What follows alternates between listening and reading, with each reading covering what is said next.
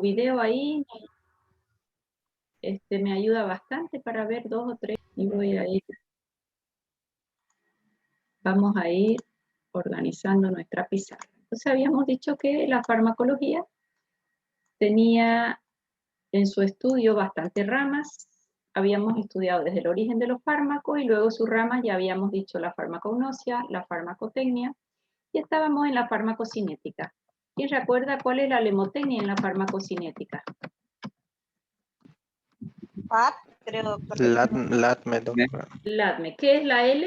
¿Qué le hace mi organismo al fármaco? ¿Lo Liberación. puede liberar? ¿Qué más Liberación. le hace? Todos pueden hablar al mismo tiempo si quieren. Después de Absorción. liberarlo, absorción.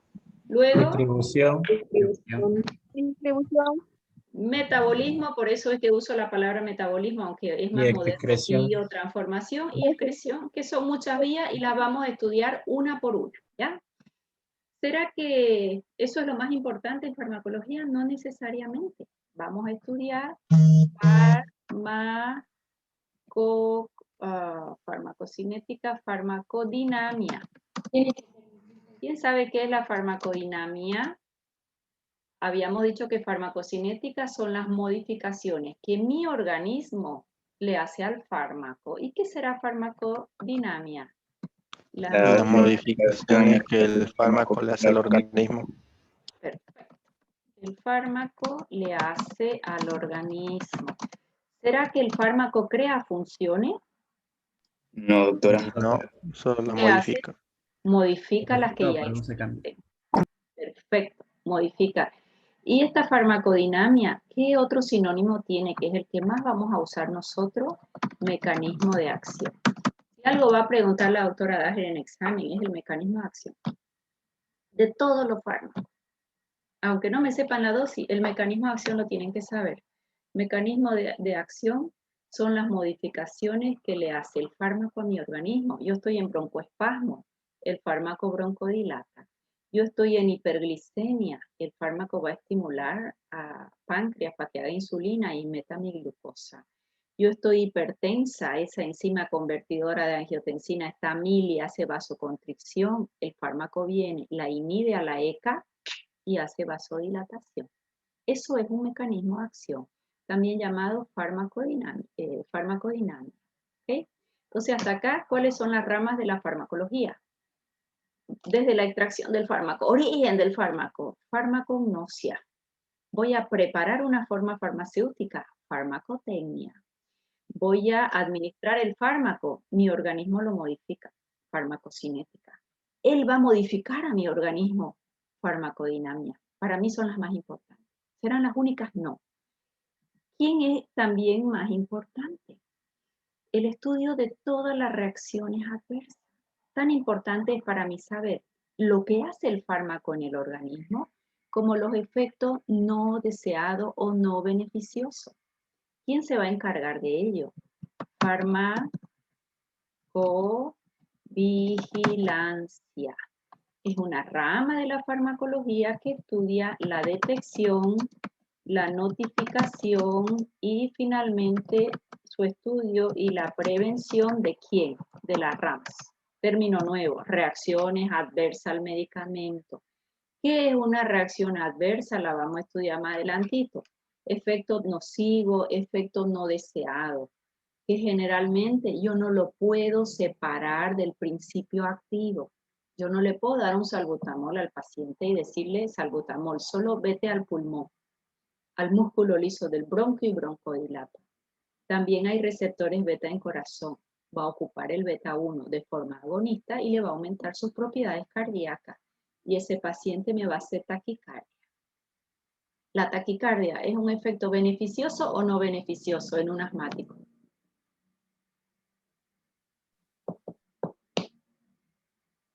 José, ¿estás sin micrófono? Doctora, si no estoy mal, no es beneficioso. ¿No es beneficioso? ¿O lo quiero taquicárdico? Yo encima que está asmático, que esté taquicárdico, no. Es no deseado. Pero si tienes un paciente chagásico, que lo pillaron en la calle, desmayado, hizo lipotimia, porque su frecuencia cardíaca ya bajó mucho por el tema de Chagas. porque el nódulo sinusal, el trypanosoma cruzi lo va destruyendo, entonces ya no genera impulsos eléctricos y lo hace el aurículo ventricular, ya no el sinusal. Entonces la frecuencia cardíaca se va bajando. Y hace bradicardia y ¡ting! Hace lipotimia porque fue insuficiente su número de latidos. Entonces lo encuentran en la calle, lo llevan a la emergencia, se dan cuenta que ese es el problema.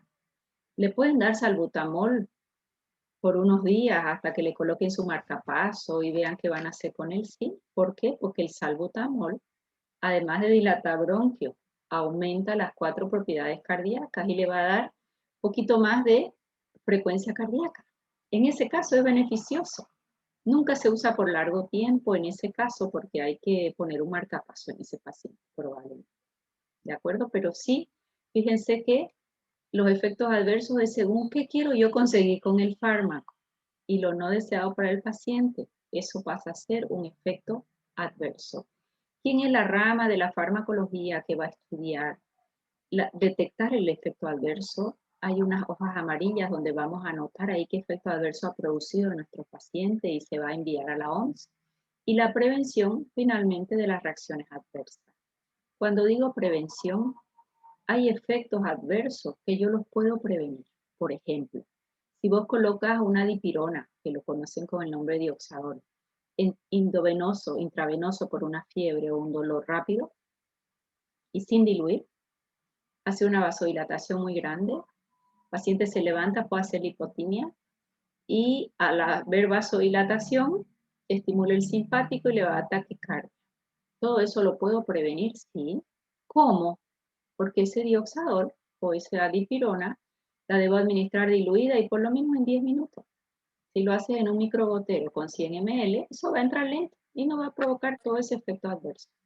O sea que hay efectos adversos prevenibles y otros que ya son no prevenibles. El salbutamol que haga taquicardia es no prevenible, pero que una dipirona me haga vasodilatación extrema y baja la presión arterial, sí es prevenible. ¿Está clarinísimo? ¿Sí o no? Sí, doctora. Bueno, entonces ya hemos estudiado, a ver si me falta alguna, ajá, la terapéutica me falta, ¿cómo olvidar? Otra rama de la farmacología, la terapéutica. ¿Qué va a ser la terapéutica? La terapéutica pues va a ser la elección de un medicamento correcto para un paciente correcto, ¿de acuerdo? Entonces, si yo les pido una definición de farmacología en su sentido más amplio, ¿qué va a comprender la farmacología? Desde la historia de los fármacos, su origen, la transformación de los principios activos en forma farmacéutica, su farmacocinética, su farmacodinamia, su perfil de seguridad, que es la seguridad es cuando no hay reacciones adversas. Es inseguro un fármaco cuando hay reacciones adversas. Su farmacovigilancia y finalmente la terapéutica. No es un arte, porque el arte, cada uno va a tener su arte. En cambio, acá ya hay protocolos determinados para usar un fármaco en un determinado paciente. ¿De acuerdo? Bien, entonces, creería yo que ya tenemos, sí, ok, hay otra rama también, toxicología. Fíjense ustedes que cuando hablamos de toxicología, va a ser ese estudio de las reacciones adversas de los productos medicinales, tanto medicinales o como el mal uso, y gran parte de ahí entran las sustancias químicas de uso abusivo, ¿de acuerdo? Que son las que generan adicción y cierto grado de toxicomanía y que pueden provocar intoxicaciones. O principios activos a dosis tóxica. Por ejemplo, la toxicología va a estudiar una intoxicación en paracetamol, pero un paracetamol a dosis usual no genera intoxicación. ¿Cómo va a estudiar, por ejemplo, a un paciente intoxicado con marihuana, intoxicado con morfina o algunas sustancias de uso abusivo que no son de uso medicinal? ¿Ya? Entonces ahí ya tiene definición de farmacología, tienen todas las ramas de la farmacología. Voy a ir mirando mi programa. Ya. Farmacodinamia, farmacocinética, reacciones adversas. Perfecto. Y ahora voy a entrar. Ya. ¿Hasta ahí alguna pregunta? Voy a ir borrando para poder avanzar un poquito. Una pregunta. Sí. ¿Farmacovigilancia y toxicología no serían similares? No, la farmacovigilancia te va a detectar una reacción adversa. Por ejemplo, tomas un salbutamol, va a haber una taquicardia, tienes que notificarla para saber en qué porcentaje hace una taquicardia. ¿Sí? La farmacovigilancia va a ser, bueno, en el hospital, en el Hernández Vera, yo normalmente la hacía en el 100% de los pacientes, vamos administrando fármaco y viendo las reacciones adversas. Más no necesariamente, si son no deseados, no es en un rango de toxicidad. Pero la farmacovigilancia tienen un área estrecha las dos. Llega un paciente intoxicado con un paracetamol, como la paciente que les comenté el otro día, y la farmacovigilancia notifica, ¿no? Y la toxicología es su área de actividad. ¿Te das cuenta? O sea que las dos son diferentes en cuanto a sus objetivos, pero tienen solapamiento. Porque yo puedo tener toxicidad de acuerdo a la dosis. A partir de tal dosis, yo encuentro toxicidad, pero de aquí para abajo lo que estudia es la farmacovigilancia y si entro en toxicidad, va a estudiar la toxicología. Pero es difícil saber ese justo límite de solapamiento. Y ahí aprovecho tu pregunta para meter un concepto nuevo que se llama franja terapéutica. ¿Qué es franja terapéutica? Dosis mínima efectiva y dosis máxima tolerada. ¿Cuánto puedo tomar yo mínimamente de paracetamol para que sea efectivo? ¿Cuánto es mi límite de paracetamol para no entrar en toxicidad? De aquí para arriba es toxicidad. Lo estudia la toxicología, de ahí para abajo lo estudia la farmacovigilancia. Pero si hubo toxicidad, la farmacovigilancia también la va a notificar. No sé si te enredé más.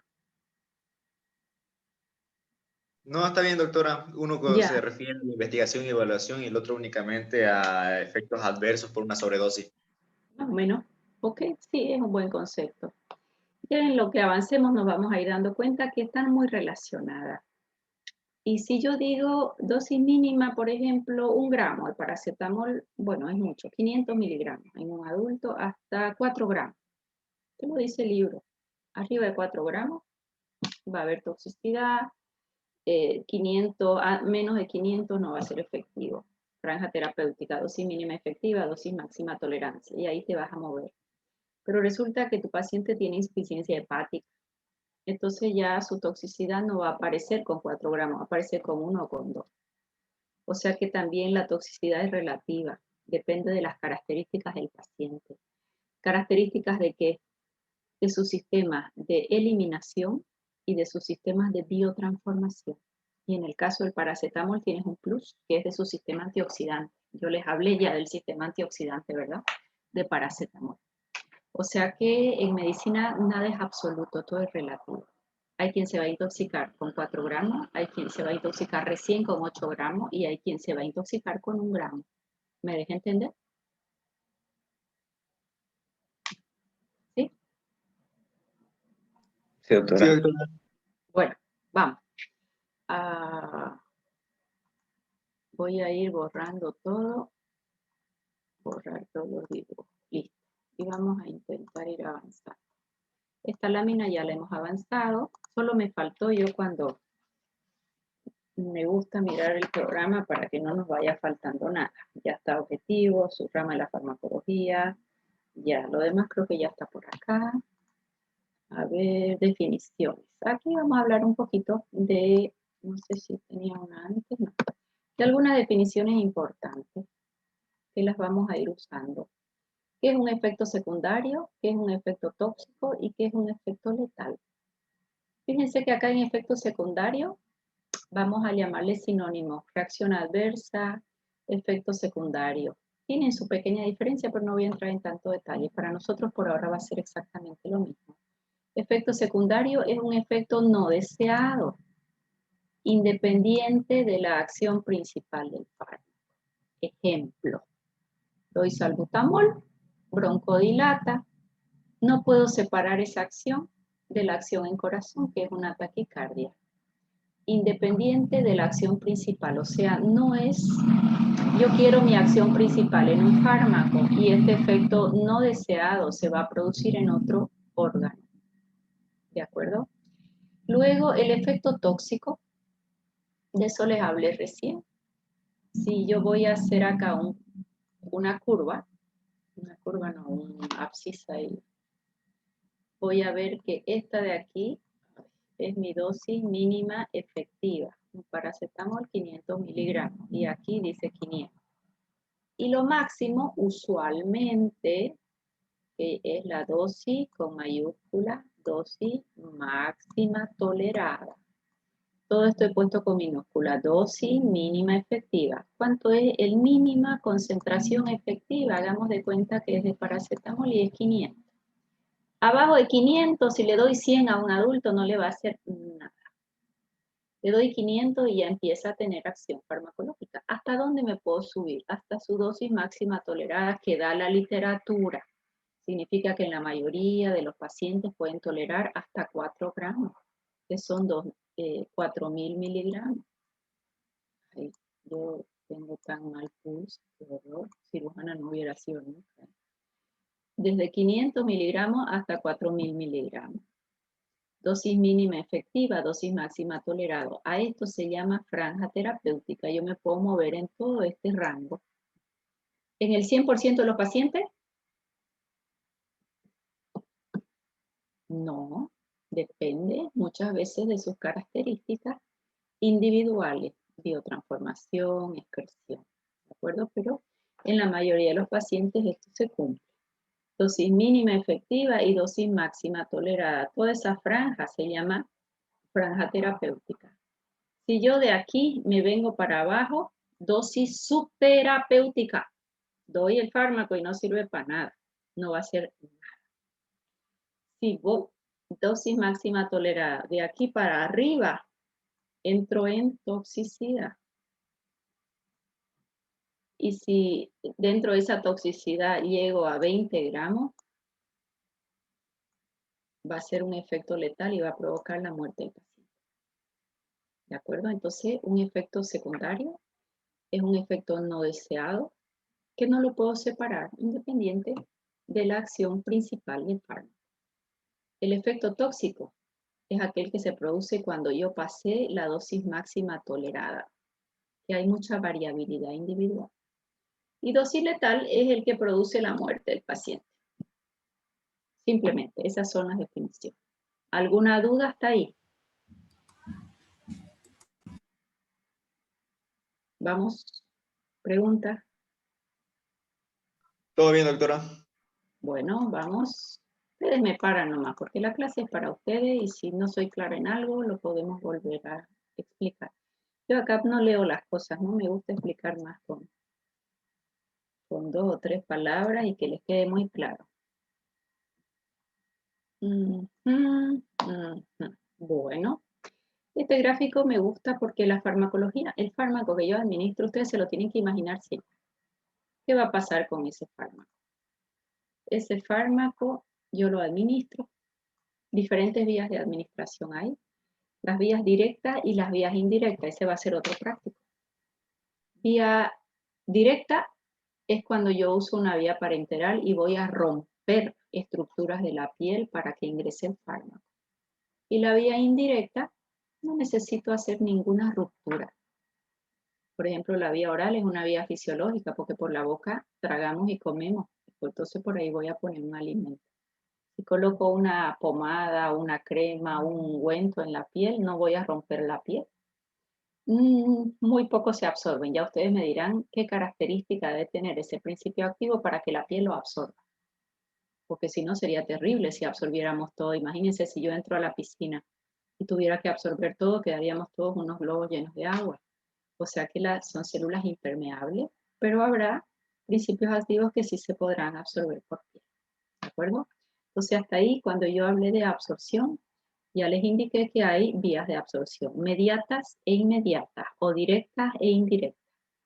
Las mediatas son las rápidas, son las directas, las que van a romper piel para ingresar. Todo lo que sea una aguja es una vía parenteral directa. Mientras que las indirectas va a usar piel o mucosa para poder administrar el fármaco y según las características del principio activo se absorbe o no se absorbe. ¿Ya? Entonces administra el fármaco, vía oral, o por piel, o por vía vaginal. La vía vaginal tiene una característica espectacular, ¿saben cuál es? Que es muy vascularizada. Es muy vascularizada y es una vía rápida de absorción, la vía vaginal. Ya vamos a ver que el principio activo tendrá que tener sus características para poder atravesar las dobles membranas lipídicas que tienen toda la piel y mucosa, ¿no? Ya lo vamos a ver eso en detalle. Entonces administro el fármaco y hay absorción. Absorción en una cápsula, en un jarabe, en una solución, en una crema, o en un óvulo, o en un supositorio. También la vía rectal es bien vascularizada, ya vamos a hablar de ella. La única donde no hay absorción es la vía endovenosa, porque el fármaco yo coloqué el 100% en sangre, no hay absorción. Absorción es el paso del exterior a través de una membrana o barrera, eso es absorción. Pero si ya lo coloqué en sangre no hay absorción. Entonces la única vía que no hay absorción es la vía endovenosa, porque el fármaco ya va a estar 100% en sangre. Entonces, el fármaco se absorbe. ¿Dónde va a llegar? Circulación sistémica. Cuando está en sangre, va a pasear por todos lados y el fármaco se va a distribuir. Fíjense ustedes que doy un antibiótico, el antibacteriano va a tener o es liposoluble o no, y de acuerdo a eso, según a qué tejido va a llegar. Mira vos, por ejemplo, una nitrofurantoína es un antiséptico, está dentro de los quimioterápicos, ¿verdad? Un antiinfeccioso, pero no me sirve para una infección en pulmón, la nitrofurantoína, aunque sea útil para esa bacteria. ¿Por qué? Porque yo la tomo, desaparece de sangre rápidamente y se va a la vía urinaria y se concentra ahí más de 100 veces. Y ahí sí va a matar las bacterias de vía urinaria. O sea que solo uso para vía urinaria. Si voy a elegir un fármaco para una prostatitis, ¿qué voy a elegir? Un fármaco que tenga afinidad por tejido prostático y se quede ahí dormido un rato. Si tengo un paciente con una infección por intracelular, una clamidia, trachomatis, por ejemplo, o cualquier clamidia, esta es la célula y la clamidia está dentro de mis células porque es un intracelular. Si doy un antiinfeccioso que no entre dentro de mi célula, no me sirve. Y eso lo vamos a ir estudiando con cada fármaco. ¿De acuerdo? Entonces, la distribución de quién va a depender de las características del fármaco. Yo tengo un antigripal día y un antigripal noche. ¿Por qué se le ocurrió a la industria darme un antigripal de día y un antigripal de noche? Porque el de día tiene un antihistamínico, un antialérgico que no da sueño. Y el de noche es la misma fórmula, pero el antialérgico sí da sueño. ¿Cuál es la diferencia? Su mecanismo de acción es igualito de los dos. El antialérgico bloquea receptores de histamina H1, de los dos, idénticos. Pero farmacocinéticamente, uno es muy liposoluble y atraviesa el sistema nervioso central y da sueño como efecto adverso. El otro no es liposoluble, no llega al sistema nervioso central, solo da vueltas en el organismo sin llegar al cerebro, al sistema nervioso central y no va a dar sueño. ¿De acuerdo? O sea que esta distribución ya la vamos a ver en detalle. Administramos el fármaco, se absorbió, se distribuye. No, ¿será que yo me tomo un paracetamol para mi dolor de cabeza toda mi vida? No, llegará unas horas en que ya desaparece de sangre, porque está la eliminación y el fármaco se va a ir de mi organismo, no me va a durar para toda la vida. ¿De acuerdo? Entonces acá tienen bien graficada la liberación, tendría que ser acá, ¿verdad? Liberación, distribución, la biotransformación y la eliminación. ¿Por qué todos están así? Porque una característica importante para que un fármaco pueda llegar a mi torrente circulatorio, excepto vía endovenosa, es que tenga una característica, y esta característica no se les tiene que olvidar nunca. Esa característica se llama liposolubilidad. Si yo intento acá un poquito graficar la liposolubilidad, pues nosotros tendremos que saber, quiero dibujar ya, Ya le peleé aquí. Esto. Nosotros, voy a borrar esto. No sé qué estoy haciendo acá. Borrar todo. Ya. Ok. Yo tengo que saber que todas mis células tienen una doble membrana lipídica. Esto lo han estudiado en biología. Doble membrana lipídica, ya. Y acá está llegando mi fármaco. Si esto es lípido, es grasa, ¿qué características tiene que tener este fármaco para poder ingresar? Él tiene que ser liposoluble, significa que se tiene que disolver en grasa. ¿De acuerdo? O sea que todo fármaco para ser absorbido en vía oral, ¿qué parte se va a absorber? Porque no todo se absorbe en 100%. La fracción liposoluble. O sea que la característica más importante para un principio activo absorberse es la liposolubilidad. ¿Por qué? Porque todas las células de mi cuerpo, todas, tienen esta doble membrana lipídica que tienen que ser atravesadas.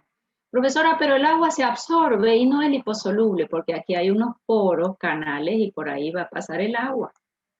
Vamos a ver en absorción algunas gráficas, pero quiero que se vayan haciendo la idea. Entonces, cuando es liposoluble llega a sangre, da vueltas en sangre. ¿Puede ingresar a mis tejidos? Puede. Pero este fármaco, que ya se absorbió y está dando vueltas en sangre, ¿qué va a pasar si viene hígado? ¿Qué le va a hacer el hígado?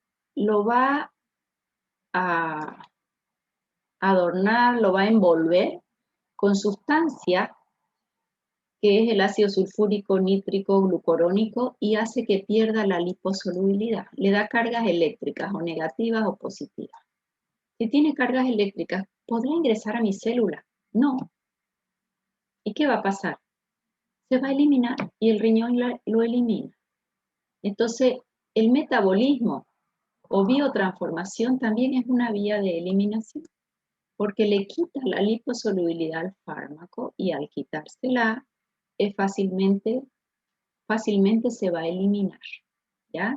Esto es una idea general. Yo voy a, en las siguientes clases, profundizar absorción, voy a profundizar distribución, biotransformación y eliminación. Entonces, para que les quede la idea general en la cabeza, ¿ya? ¿Por qué la metabolización? Para poder quitarle liposolubilidad al fármaco y eliminarlo. ¿Por qué la eliminación? Porque el fármaco no se quedará todo el tiempo del mundo en mi organismo. Unos tendrán una vida de eliminación rápida, intermedia o larga, ¿no? Bien, entonces, todo esto, ¿qué se llama? ¿Cómo lo puedo resumir? Liberación, absorción, distribución, biotransformación y eliminación. Con una palabra, resúmanmelo.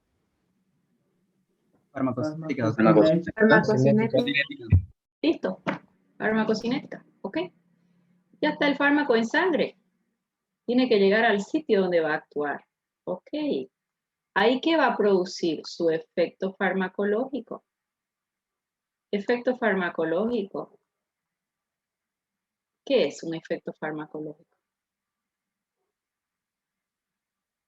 Y ahí entran dos palabras importantes. Nosotros hemos estudiado lo que es acción farmacológica, ¿cierto? ¿Qué era acción farmacológica? ¿Qué es acción farmacológica? Acción farmacológica es lo mismo que farmacodinamia o mecanismo de acción, son sinónimos. A ver. La modificación que hace el fármaco al organismo. Okay. Modificación que hace el fármaco al organismo.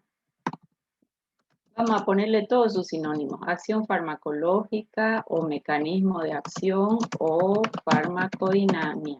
¿Ya? Es lo mismo, sinónimo. Entonces vino este fármaco y un salbutamol ocupa el receptor beta 2. Ese es el mecanismo de acción. Agonista beta 2. ¿Y cuál es el resultado de que él actúe como agonista en el receptor beta 2? Es el efecto farmacológico. Entonces, la acción son las modificaciones que el fármaco le hace y el efecto es la respuesta o el resultado de la acción farmacológica. En el caso del salbutamol, ¿cuál es el resultado de la acción farmacológica? Él va a broncodilatar. Pero ¿cuál es su mecanismo de acción del salbutamol? Es ser un agonista de receptores beta 1 y en este caso beta 2, ¿verdad? Mayor a beta 1, porque el beta 1 también lamentablemente va a ser tocado y va a dar taquicardia, efectos adversos. Repito, es todo conceptos fundamentales. ¿Qué es acción farmacológica y qué es efecto farmacológico? Acción farmacológica es lo mismo que farmacodinamia, es lo mismo que acción, que mecanismo de acción. Las modificaciones que le hace el fármaco al organismo. ¿Qué hace salbutamol? Ocupa el receptor beta 2, también un poquito el beta 1, de forma agonista. ¿Qué significa un fármaco agonista? Que hace exactamente lo mismo que el neurotransmisor. En el sistema simpático, la noradrenalina, cuando ocupa el receptor beta, inhibe y hace una relajación. Este es el mecanismo de acción, agonista beta 2. Y si yo le pregunto, ¿cuál es su efecto farmacológico? Ser un broncodilatador. ¿Quedó mejor? Sí, doctora. Sí, doctora. Ya están cansados y dormidos, ¿no? Me van a leer mucho de acción farmacológica, de efecto farmacológico, farmacodinamia, farmacocinética. Bien, entonces ya sé lo que es acción farmacológica y el efecto es el resultado de la acción farmacológica. Todo eso me va a dar una respuesta clínica. Vamos a borrar todo ya. Ya. Todo eso me va a dar una respuesta clínica con cierto grado de efectividad, pero de la mano de sus reacciones adversas o si pasamos de la dosis de una toxicidad. ¿Puedo tener toxicidad a dosis usual? ¿Sí o no? ¿Qué les parece? ¿Será que un fármaco puede hacer toxicidad a la dosis usual? Sí, dependiendo del paciente. Dependen. Sí. Eso quiero que lo tengan clavado en su cabeza. ¿Qué van a aprender siempre? Su mecanismo de acción del fármaco. Siempre, ¿qué efectos adversos puede tener el fármaco? Y yo tengo que mirar a mi paciente. Principalmente función renal, función hepática, características del paciente. ¿De acuerdo? Bien, vamos a ver con qué seguimos. Ahí ya he visto el concepto de farmacología, he visto la rama de la farmacología, un poquito mencionado farmacocinética, farmacodinamia, acción y efecto farmacológico, ¿ya? Vamos a ir, que no está acá, tipos de acción farmacológica. A ver, ya. Programa, tipos de acción farmacológica, ya. ¿Cómo extraño mi pizarrón? Ustedes no se imaginan cuánto.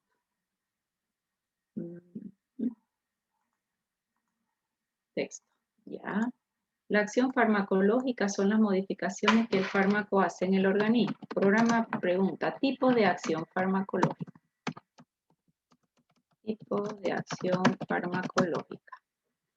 Los tipos de acción farmacológica son depresión, estimulación, irritación, sustitución o reemplazo y la última acción antiinfecciosa. Esta clasificación es para mi gusto un poquito antigua, pero nunca nadie la modificó. ¿Ya? Tipos de acción farmacológica, vamos a ir definiendo cada una de ellas. Acción farmacológica sabemos que son las modificaciones que hace el fármaco a mi organismo. ¿Qué es una depresión? Es una disminución de la actividad celular. Disminución de la actividad de las células. Por ejemplo, ¿quién me puede dar un ejemplo de un fármaco depresor? ¿Benzodiazepinas? La benzodiazepina. Ojo, las benzodiazepinas tienen 5 efectos farmacológicos dosis dependientes. Si doy un diazepam a dosis bajita es ansiolítico. Si subo un poquito la dosis, ya da sedación. Ya es ansiolítico, es sedante. Da sedación, pero yo no me duermo. Si doy un poquito más de dosis, ya es hipnótico. Si va a producir un sueño profundo. Doy más dosis, un relajante muscular. No, anticonvulsivante. Y la última, más dosis, es un relajante muscular. O sea que en el caso justo que comenta de benzodiazepina, a la dosis que sea es un depresor, disminuye la actividad de la célula. En este caso, de acuerdo a la dosis que use, tiene 5 efectos farmacológicos: ansiolítico, sedante, hipnótico, anticonvulsivante y relajante muscular, según a qué dosis utilice. Bien, estimulación. Si depresión es disminución de la actividad celular, estimulación es un aumento de la actividad celular. ¿Quién me da un ejemplo de un estimulante que toman para no dormirse? Porque estudian Café. el día. Ya, Cafeína, cafeína. doctor. Sí, la cafeína es un buen estimulante, ¿ok? ¿Qué es una acción farmacológica de irritación? Es una estimulación violenta. La irritación es una estimulación violenta. Hay pocos fármacos irritantes. Uno de los fármacos que se usa como laxante, que a mí no me encanta, por ejemplo, el más usado porque es muy efectivo, el bisacodilo. El bisacodilo lo que hace es estimular a células colónicas, lo agreden al colon y él empieza a moverse, entonces aumenta el peristaltismo y provoca la defecación. Pero al ser un estimulante, el organismo después se acostumbra a que el colon sea irritado para poder evacuar y después no quiere evacuar por sí solo. Y si yo lo agredo, yo lo irrito, le voy a modificar sus células. ¿De acuerdo? Entonces eso es la irritación. Pocos fármacos son irritantes, es una estimulación violenta. ¿Qué es una sustitución o reemplazo? Voy a reemplazar o sustituir, como lo dice el nombre, alguna hormona o enzima que el paciente esté deficitario. Por ejemplo, el paciente hace hipotiroidismo porque la tiroides no está haciendo su hormona tiroidea necesaria, entonces voy a suplementar con la hormona tiroidea, que es la levotiroxina. O una paciente que entró en menopausia muy florida, una menopausia con una baja hormonal importante, con llantos, delirio, sudoración, sofoco, a eso le llamo florida, vamos a suplementar la hormona que está deficitaria. O un síndrome de Addison, donde necesito del cortisol, voy a suplementar un cortisol. Aquí tengo una pregunta en el chat y ahorita se va a acabar mi clase. La insulina, perfecto, la insulina, ¿ok? Bien, y la acción antiinfecciosa, con esto voy a terminar tipos de acción farmacológica. La acción antiinfecciosa es las modificaciones que hace el fármaco no en mi organismo, sino en el microorganismo. Yo quiero que actúe en una bacteria, eso es una acción antiinfecciosa. Modificaciones que hace el fármaco en el microorganismo, no en mi organismo. ¿De acuerdo? Bien, después van a mirar su programa, ya hemos avanzado un poquito. Para la siguiente clase vamos a estudiar en práctica, vamos a ver en qué horario podemos hacer nuestras prácticas de formas farmacéuticas y de vías de administración. Son los 2 prácticos pendientes y todavía tengo que ir avanzando en concepto para luego entrar a farmacocinética, que ahí entro en profundidad, absorción, distribución, metabolismo y excreción, para entrar ya al primer tema de farmacología de sistema, ¿de acuerdo? ¿Alguna pregunta hasta ahí? Doctora, entonces todavía no va a haber avance en los horarios de práctica. Me estoy organizando, el doctor está todavía con baja